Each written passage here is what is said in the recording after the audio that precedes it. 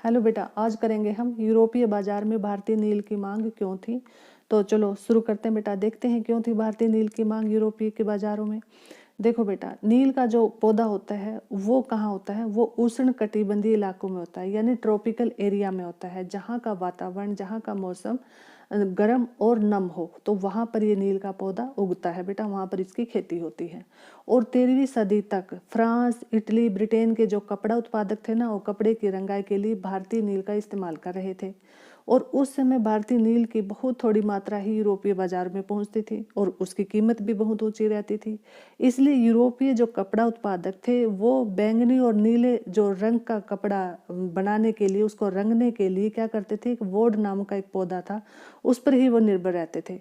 और ये वोड पौधा शीतोष्ण क्षेत्र में उगता था, यानी जहाँ का मौसम सर्द और गर्म हो, दोनों बराबर मात्रा में जहाँ का वातावरण हो, तो यानी सर्दी भी हो वहाँ पर, गर्मी भी हो, तो वहाँ पर ये वोड नामक पौधा उगता था। और इसलिए यूरोप में आसानी से मिल जाता था, यानी कि इटली, फ्रांस, जर्मनी, ब्रिटेन के कई हिस्सों में यह पौधा उगता था।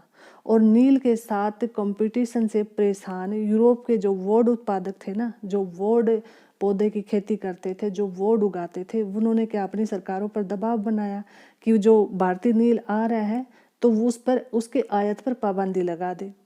मगर कपड़े को जो रंगने वाले थे ना, वो क्या करते थे कि वो नील को ही पसंद करते थे, क्योंकि नील से बहुत चमकदार नीला रंग मिलता था, जबकि वोड से जो मिलने वाला रंग था वो बेजान और फीका होता था। 17वीं सदी तक आते आते यूरोपीय कपड़ा उत्पादकों ने नील के आयात पर जो लगी पाबंदी थी उसमें ढील देने के लिए अपनी सरकारों को राजी कर लिया। और जो कैरिबियाई द्वीप में जो फ्रांसीसी थे उन्होंने वहाँ पर खेती की, और ब्राज़ील में पुर्तगालियों ने नील की खेती की, और ब्रिटिश ने जमैका में की, और स्पेनिश लोग वेनेजुएला में बेटा नील की खेती करने लग गए। और उत्तरी अमेरिका के बहुत सारे बागों में नील के बागान जो हैं वो सामने आने लग गए थे, यानी अमेरिका के उत्तरी अमेरिका के बहुत सारे बागों में नील की खेती की जाने लगी थी। और 18वीं शताब्दी के आखिर तक भारतीय नील की मांग और बढ़ गई, क्योंकि बेटा ब्रिटेन में जो औद्योगिकीकरण का युग था ना वो शुरू हो चुका था, और इससे कपास का जो उत्पादन था वो काफ़ी बढ़ गया था। अब कपड़ों की रंगाई की मांग और तेजी से बढ़ने लगी। जब नील की मांग बढ़ी, उस दौरान जो वेस्ट इंडीज और अमेरिका से जो नील आता था वो कई कारणों से बेटा उसकी आपूर्ति बंद हो गई थी, और इस कारण जो नील का उत्पादन था वो आधा रह गया था। अब ब्रिटेन के जो रंगरेज थे, जो कपड़ा रंगने वाले थे, वो क्या नाम था, वो नील की जो आपूर्ति के लिए बेचैन हो गए थे, अभी अब हमें नील कहाँ से मिल सकता है। और इस प्रकार बेटा जो भारतीय नील की जो डिमांड थी वो ज़्यादा बढ़ गई थी बेटा, यानी कि भारत में जो नील का उत्पादन होता था, नील की खेती होती थी, उसमें ब्रिटेन की दिलचस्पी बढ़ने लग गई थी। और यूरोप में नील की बढ़ती मांग को देखते हुए ईस्ट इंडिया कंपनी ने भी भारत में नील की खेती बढ़ाने के रास्ते ढूंढने लगी थी बेटा। और बेटा 18वीं सदी के आखिरी दशकों से बंगाल में नील की खेती तेजी से फैलने लगी। और 1810 ईस्वी तक आते आते बेटा ब्रिटेन द्वारा जो आयात किए गए नील में भारतीय नील का जो हिस्सा था वो 95 हो चुका था बेटा, 95% हो चुका था। यानी कि 18वीं सदी के आखिरी में नील की खेती शुरू की यहाँ पर बंगाल में अंग्रेजों ने बेटा, और 1810 में, इतने से शॉर्ट पीरियड में बेटा 95% जो हिस्सा था जो आयात करते थे नील का, तो वो कितना, भारत का नील का हिस्सा कितना होता था, 95%। क्यों होता था भारतीय नील का, क्योंकि बेटा इसका जो रंग था वो चमकदार और अच्छा नीला रंग आता था।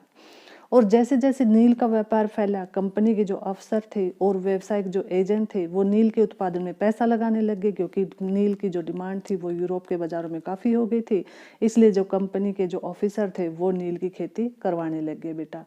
और समय बीतने के साथ कंपनी के बहुत सारे अधिकारियों ने नील के अपने कारोबार पर ध्यान देने के लिए अपनी नौकरियां तक छोड़ दी, और भारी मुनाफे की उम्मीद में स्कॉटलैंड और इंग्लैंड से बहुत सारे लोग भारत में आ गए और उन्होंने नील के बागान लगा दिए। और जिनके पास नील की पैदावार के लिए पैसे नहीं थे, उन्होंने कंपनी और नए नए बैंक कर्जा देने को तैयार रहते थे। यानी कि नील के जो खेती करने में जो यूरोपीय लोग थे, जो ब्रिटेन के जो लोग थे, वो काफ़ी पैसा लगाने के लिए तैयार हो गए थे और उन्होंने अपने बागान लगा दिए थे, यहाँ पर खेती करने लग गए थे। कंपनी के अधिकारी अपनी नौकरी तक वो छोड़कर यहाँ पर नील में पैसा इन्वेस्ट करने लग गए थे बेटा। तो इन शॉर्ट बताते हैं बेटा कि जो भारतीय जो नील था वो क्या था, उसका जो रंग था वो कपड़ों में काफ़ी चमकदार और अच्छा रंग, नीला रंग आता था। और यूरोप का जो वोड नामक पौधा था उसका रंग इतना अच्छा आता नहीं था बेटा, तो चमकदार नहीं था और बेजान था, इतना अच्छा रंग नहीं आता था। इसलिए जो भारतीय नील की जो डिमांड थी वो काफ़ी बढ़ गई थी बेटा यूरोपीय बाजार में। और यहाँ पर इसलिए इंग्लैंड से लोग आए और बंगाल में नील की खेती करने लगे थे बेटा। इस प्रकार बेटा भारतीय नील की जो है डिमांड है वो यूरोपीय बाजार में ज़्यादा बढ़ गई थी बेटा। तो आई होप बेटा आपको समझ में आ गया होगा। थैंक यू बेटा।